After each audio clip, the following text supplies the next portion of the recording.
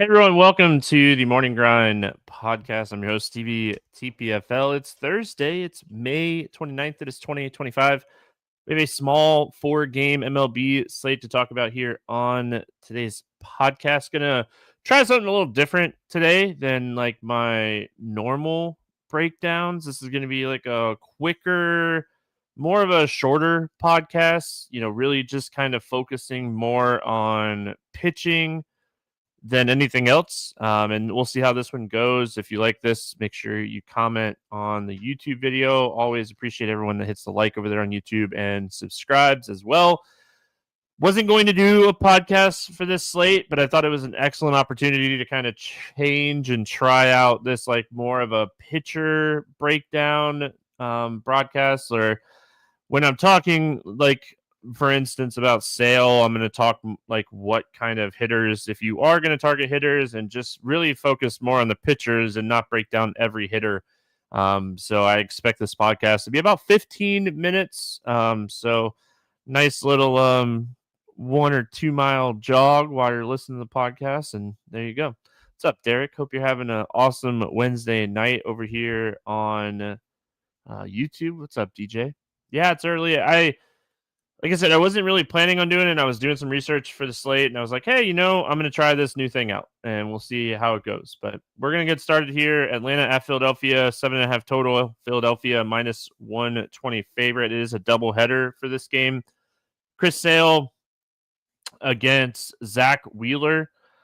To get started here, Chris Sale, he's been pitching really good recently, really looking like Chris Sale of last season, 29.5% Ks, 6% walks. When we look at this matchup against Philadelphia, two of their best hitters in this lineup are left-handed with Harper and Schwarber. And while they've been good against lefties, Chris Sale throughout his career has dominated left-handed hitters, and a little bit of his numbers this year, BABIP-related more than anything else. So really like this spot for Sale. Really like the price point. Pitch count is up. I mean, at least 95 pitches here in 8 straight starts. So, yeah, I think he's one of the top pitchers on this slate. Last time he faced Philadelphia, he kind of struggled a little bit. But it was when he was really just struggling to get going. This season, we've seen a different Chris Sale here over the last 5 or 6 starts. And I think we just keep playing him and keep taking advantage of where he's at. As far as like if you were going to pick on Chris Sale, I think it's Turner, Harper, Schwarber would be the 3 that I'd look at. But I think this is going to be one of the lower scoring games. It's a doubleheader. So I don't really love a lot here on the Philadelphia side. Going to the other side, Zach Wheeler. Really like Zach Wheeler in this spot. Atlanta is a team that strikes out quite a bit, and he can really attack these power righties and Riley, Ozuna, and Acuna. Matt Olson could potentially be the one that gives Zach Wheeler fits, but he's even been really dominant against like left-handed hitters this season as well. So I think these are 2 of the top pitchers on the slate. So I definitely have a ton of interest in Zach Wheeler, even in this tough matchup against Atlanta. Like Chris Sale, Zach Wheeler has been pitching awesome here recently. He's sitting at 32.7%, 5.2% walks, which gives him an excellent strikeout to walk ratio. Always something that we're looking at upside wise. If I was going to pick on Wheeler, it'd be Olson, Acuna, Ozuna. Like it would be the power bats, but overall for this game, I think these are 2 of the pitchers that you're going to target quite a bit on the pitching side of things, and just try to take advantage of their upside on a slate where we have some upside at pitching, but I don't think that the upside is as much as these 2 guys. So we start here with like 2 really, really strong spots for pitching. So moving on. Athletics at Toronto, 8.5 total in this game. The Toronto Blue Jays, a 138 favorite. We got Barias going up against Jacob Lopez. Starting here with Jacob Lopez first. So Jacob Lopez is a little interesting for me today. a lot of his like stuff where he struggles with fly balls and stuff, like it's a thing that you're definitely concerned about. Pitched really well last time out against Philadelphia, showed a little bit of strikeout upside that he has shown at lower levels. Here's why I think he's a little interesting today. Toronto is currently playing, as I'm recording the podcast, they're playing here on Wednesday night, so it's like 9:40 on the East Coast right now. And they are on the road. They travel back to Toronto. They got to go through international customs and all that stuff. So they're likely not going to be back to Toronto to sleep 3-4 o'clock in the morning. Like, it is going to be a long travel night for the Blue Jays. And it's something that like we don't think about a ton, but it's definitely something you should think about here. So I think this is a really tough spot for the Toronto Bats. They haven't been the best against left-handed pitching this season, just in general. I mean, they have a couple guys that I'll talk about in just a second, but I think Jacob Lopez, he has a little bit of upside here at this price point on DraftKings where we're looking at two pitchers. So if you don't like Lopez and you want to take some bats against him, Vlad, Springer, Clement, Bichette, like those are the ones that have hit left-handed pitching. You would expect a little bit more from some of these other guys like Santander, but he's really struggled against lefties this year. So going to the other side here, Barias. Jose Barias, like he is still struggling from time to time with command, and when he does struggle, it's more against lefties. He really hasn't had like that huge upside games this year. So I think if you're taking shots on him, you're assuming risk and maybe just trying to get him at low ownership. I think he could really struggle against this lineup. So Barrios on a smaller slate where I probably only play like 1 to 3 teams, I probably don't get to Barrios in this spot, even though like he's a home favorite. Yeah, maybe he could potentially get there, but I'd rather take the tournament upside on Lopez.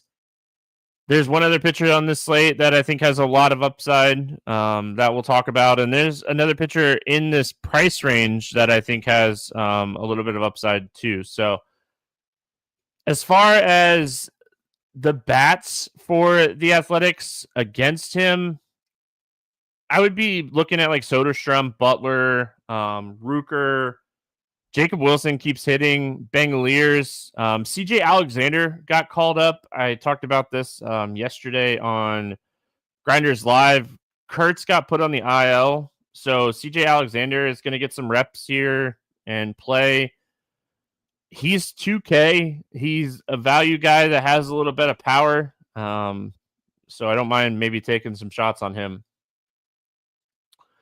Tampa Bay at Houston, 8 total. Pick'em game. Shane Baz against Ryan Gusto. In this one, I mean, anytime there's a righty facing Houston, you're like, all right, what's this guy's splits? How does he pitch against right-handed hitters? Because this lineup is so right-handed. But Shane Baz has actually been a little reverse splitsy this year. He has a 29% K rate against lefties, but only a 17% K rate against righties. And it's not even like he's getting unlucky. He's getting hit hard against righties. He's struggling with command. He's giving up a ton of hard contact. He's giving up a ton of barrels. So as much as I don't hate the idea against this lineup and how right-handed this lineup is, he'd be a large field tournament play at best for me on this one. So it's just not a spot that I see myself getting to personally. If you're going to attack him, I think the Houston stack is in play today. Paredes, Altuve, Walker, Pena would be where I'd build around against him. So I think the stack is very playable today. Ryan Gusto, really good against righties, really bad against lefties. I mean, we talk about it all the time. This lineup can go very left-handed where he might get 6 lefties in the lineup against him. If that's the case, I don't think you want to take shots on Gusto today. And like his splits are very very drastic. 299 ISO, 413 WOBA, fly balls, line drives, a lot of hard contact, a lot of barrels, very few whiffs against lefties. 80 ISO, 293 WOBA, more ground balls, less hard contact, more whiffs, more swinging strikes against righties. So not the spot I want to play Gusto. I think there's too many lefties. I want to play some of these bats for Tampa. Brandon Lau, Josh Lowe, Arnanda, Simpson.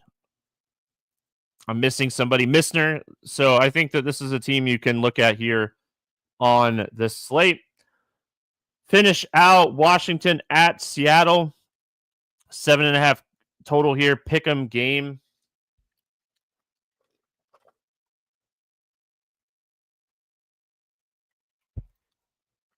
Talking fast there in my throat. Mackenzie Gore, Emerson Hancock in this one. Mackenzie Gore continues to be one of the highest strikeout to walk ratio pitchers in baseball this year. 36.2% strikeout rate, just mowing hitters over. He's the other ceiling pitcher that I was talking about. So Wheeler, Gore, Sale, 1, 2, 3, in whatever order you want to put him in. I think it's very close. Price wise, I'd probably lean like Gore, Wheeler, Sale as like my top 3. Lopez is like that cheap pitcher that I'm looking at, but those are the 4 pitchers that I'll look at in my player pool here. So Mackenzie Gore, Seattle, Riley, Rodriguez, Rosarina, they have upside against left-handed pitching, but there's a ton of strikeouts in this lineup. Even Cal Riley, who has a ton of power, has a 33% K rate against left-handed pitching this season. So they should get Dylan Moore in the lineup, but he even has a 25% K rate against lefties. So I think this is a spot Mackenzie Gore probably gives up a run or two, but strikes out like 8+. I think this is a huge strikeout matchup for him. He has at least 9 strikeouts in 3 of his last 4 starts. So I like the ceiling for Mackenzie Gore today. Bats against him, it's the 3 that I mentioned: Rodriguez, Riley, Moore, I guess, or Rosarina. I wouldn't stack Seattle in this spot. Mackenzie Gore has been too good to stack against this year, in my opinion. So it'd be just kind of one-offing some power, looking for a home run or two, because that's what you chase against Mackenzie Gore, because he does give up home runs and he does give up some walks. So you're chasing some home runs against him in this spot. Hancock on the other side, 15.6% Ks, 393 WOBA, 202 ISO on the season. Just really struggling with like left-handed bats. And again, another lineup that can get 7, 8 lefties overall. So I think this is a really bad spot for Hancock. He's going to be somebody I leave on the shelf today. Bats against him, I think, are very playable here. Abrams, Wood, Lowe, Garcia, Robert Hassel, Jose Tina, Lyle, like all these guys that are cheap. Washington's going to be that like secondary stack I think you're looking at on this slate for some of these cheaper bats. They make a lot of sense. They're cheap. So hope everyone enjoyed the quicker breakdown morning grind special.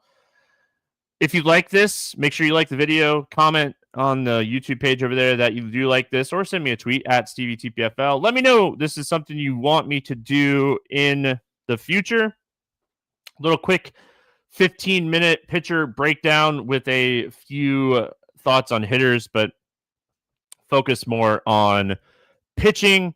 Back tomorrow on Friday, Thursday night over there on YouTube Live. Breaking down Friday's slate normally. Thanks everyone for hanging out, and I will see you again tomorrow.